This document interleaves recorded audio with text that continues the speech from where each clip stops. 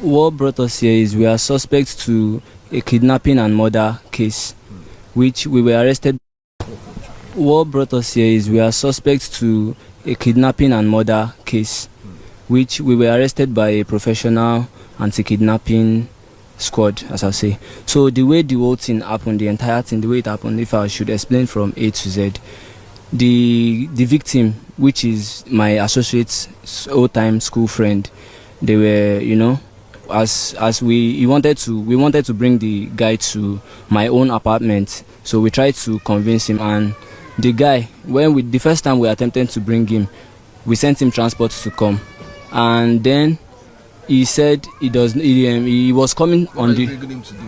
We actually wanted to kidnap him, have him kidnapped and demand ransom from his parents. And then my friend. Whose idea was that? Your idea or his idea? It was his idea. Why it was his idea was, if I had someone to bring, I will. But the guy the victim was his own idea, because they were the one that knew each other from past. So he told me, he said the family is from the guy is from a very rich family that they can bring up to 200 million naira. Which I said, okay, if you think 200 million is sure, which I said 200 million is a bit much, but how about if you are very sure of 200 million? How about we cut it down to 150? He said, okay, but that's no problem. So then we tried to bring the guy again. This time we said the guy should come and pick up a laptop to use and do work and all that, because I'm a producer, and we said he should come and pick up a laptop he can be using, which was all a lie. We never had a laptop we were willing to give him. We just wanted to lure him to come. So before he came, we went out to buy a Ghana must go, a big Ghana must go, and we bought chains and padlocks. So when the guy was coming, we already had a cutlass in the house, and my associate, which is the victim's friend, his own weapon was a stick that he had nails nailed on to it. So So you all planned to kill him? Yes, we both did. But at first the intention wasn't to kill him, but I will say everything how we led to killing him. So when the victim came to the house, my associate, being his old-time friend, welcomed him, and they talked about how they used to be together in army cantonment together. So while they were talking, myself and my associate, we were chatting on WhatsApp, talking about how we would make everything go right that day. So myself and my associate agreed that I should go inside, and our music was playing. We were playing music, loud music that day. So myself and my associate agreed that I go inside and bring out our weapons, which mine was a cutlass and his was a stick that had nails on it. So when I came out, my own job that day was to, say words to scare the victim and, put fear in his body, to inject fear in his body. At first, we were both scared and panicking too, but then when we noticed that we were successfully injecting fear to the victim's body, we became like more in control. And then I started saying words like, there's a way you behave and act that you leave this place successfully, and there's also a way you act and you never leave this place. We were, And then when I told the victim to sit on the ground, which he did. And then his old-time friend, being my associate, told him to sit down. Then I told my associate, which was his own job, put the chain to his leg and put the padlocks and everything. So when we had him chained to the ground, we made videos and took pictures of him, which was intended to send to his family. And then when we made the whole video, my associate called me inside the room, and he told me, he said, Tony, we have all the videos and the pictures we need now. But as I mentioned, this guy is a friend of mine from long years back, and he knows me, he knows my auntie, he knows everything about me, he knows my family, which if we let him go, he will definitely bring his people to and that will leave a trace to him, and if they have a trace to him, will also implicate myself, Anthony. So he said we should silence him, which means we should kill him, that we should not let him go. So now when we've said, oh, okay, that's thoughtful, and then he said we should go and kill him. Then we both went inside, then he turned the light off. That is my associate. Then after he turned the light off, I went to the back, I went behind the victim, and I held him from behind him. I choked him. And then I held him to around a minute, and I was feeling tired already, but he was still alive, but I was feeling tired. So I told my associate, that is the victim's friend, to hold him, to continue the choking, to hold him. So when he did, and the guy, we noticed that the guy is quiet already, which he was confirmed dead. So we had rope, which we used to tie the victim because it was too heavy, because he's not someone we can just lift and dispose. So we decided to tie him and put in the Ghana must go bag we bought earlier. So how were you able to put him in the Ghana must go bag? Yeah, we had him tied, like we fold him and tied him so that it will fit in the bag. So when we successfully put him in, it wasn't easy putting him in the bag, but we did because we were two. So we were able to put him in the bag and zip him.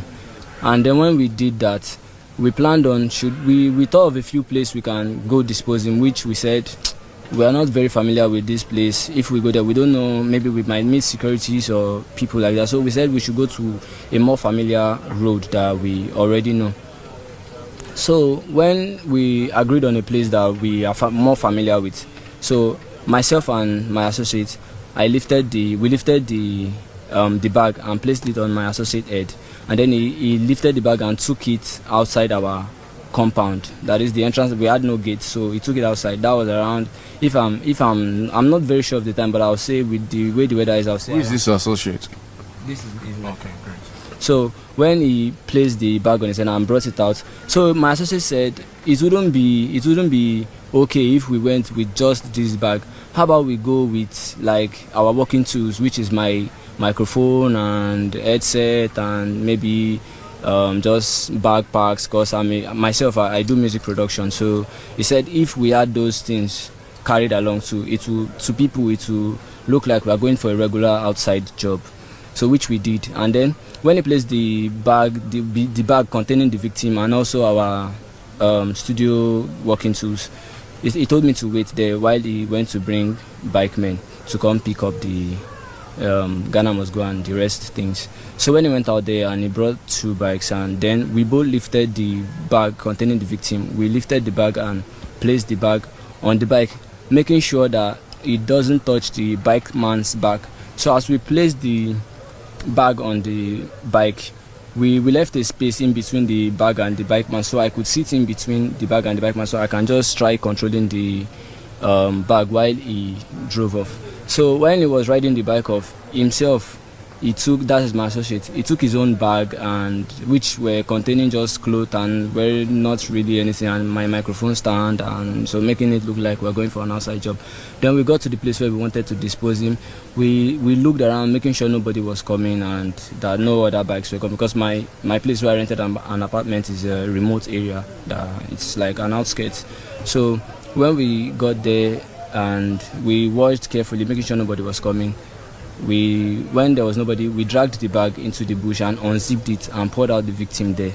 So the next day, at that time you could confirm that he was dead, and which location did you dispose him of?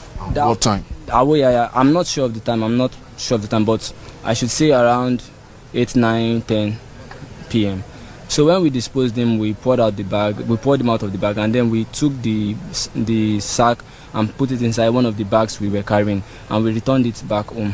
So the next morning I called my dad and said I was coming to his place, and I told my dad to send me 15,000 naira for transport that both of us can get there, because his family and my family, they lived in the same area, because we were born and raised in the same area, so our families are not far from each other. So we went back home. So we hold on. How about the money, the ransom? I'm getting there. So after he told us, because he assured me that this family is a very rich family and they could provide up to 200 million, which I said that is a long money, but if you are very sure, how about we cut it to 150? So when we got to Ikorodu, being our family's place, I called the victim's family with the victim's number, and then I told them I was driving, because that night they were calling the victim, like trying to ask him where he was and all that. So but I didn't pick. But when I called, I told them I didn't pick because I was driving to Bayelsa. I told them I was driving to Bayelsa, which was all a lie. And then when I told the person I was driving to Bayelsa, then I demanded the ransom of 150 million, which my associate told me they were able to provide. That was when the victim's mother picked the call. So she begged us and was like, okay, how about she brings 50 million? So immediately she said, how about she brings 50 million? My associate ended the call and told me, and he said, didn't I tell you this family is so rich? I told you they were so rich and they could provide this money. But why she said 50 was because maybe she doesn't want to go far at first. She just wants to, maybe price in and all that. So I said, okay. He said they can, let's not worry. Then I called again, but this time was the victim's sister, telling us that our mother only made mention of that 50 million out of fear. That when someone asks you for 150, that how can you possibly say you don't have it, or you want to say you have one out of 150. So she then told me that even her mom now, the fear and the panicking has made them take her to the hospital. So the girl herself was not like, okay, how about she herself provide 5 million naira, which I told my associate, and then my associate told me, he said, no, that they are just trying to play games with us. And I said, are you sure about this? Then I started seeing myself, I started seeing signs that this family aren't really rich as he claimed. So as they said, she said 5 million naira. I said, oh, okay. At first we kicked out that now we don't do that. That even if she was going to do the 5 million naira, it was nothing to us. That so then I called her and I generated this account that they were accounts that to receive money. They are the kinds of account that when you want to use them to receive money, you have 15 minutes time frame to send money to it. If you don't, within that 15-minute time frame, the account will be shut down. So I sent them the first account and she said, oh, okay, she cannot send the 5 million now that she doesn't have it. So the account got shut down. Then she said she will bring 3. My associate said these people are just trying to play games with us. That I said, but at least with that 3, if we even had 1.5 to each other, I can still use 1.5 to open a hairdressing shop for my sister, because she's a hairdresser. She learned hairdresser, but she's working as house help from places to places. So I thought I could, with 1.5 I could open a hairdresser shop for her. So in a short, were you able to get the money, and how much were you able to get? Okay, to cut the whole thing short, after buying a lot of time from us, the victim's family buying a lot of times from us, she then agreed that okay, all she had with her, that she had spent money on her mother, which she said was in the hospital. So she then said all she had was 200,000, which I said, even the 200,000 you are sending it for me to buy fuel to come all the way from Bayelsa back to Lagos. So she said okay, she will send it 200,000. And this time I was unable to get another account that that type of account that dies in 15 minutes. But this time I picked the phone and called my associate, my friend, that okay, they said they want to send 200,000, but he didn't pick because the phone didn't go through. So I thought, since she wanted to send the money now, I wouldn't let that be a delay, because I wanted to call him so we can go together in search of POS to receive the money. So he didn't pick, so I thought I should go alone. So when I went out alone to Itamaga bus stop to get the... Is it okay that I mention names of places? Okay, so when I got to the bus stop and I got the POS, and the victim's family already told me that the 200k she's sending, she can only send to an OPay account, which I said okay. And I got to the POS, I asked her, do you have OPay account? She said yes. I said, can I get 100,000 naira cash from you? She said sure. Okay, I gave the victim's family the account number and they sent the first 100. So I then asked the POS lady again that, how about, can I still get another 100? She said yeah, sure. Then I told the victim to send another 100 to that particular account, which she did. So when she sent the other 100, I got home and I picked the phone to call my friend to tell him that they've sent 200. But when I called, his phone still didn't go through. That was the night I think he got caught, or maybe all the time I was calling, maybe he was already caught.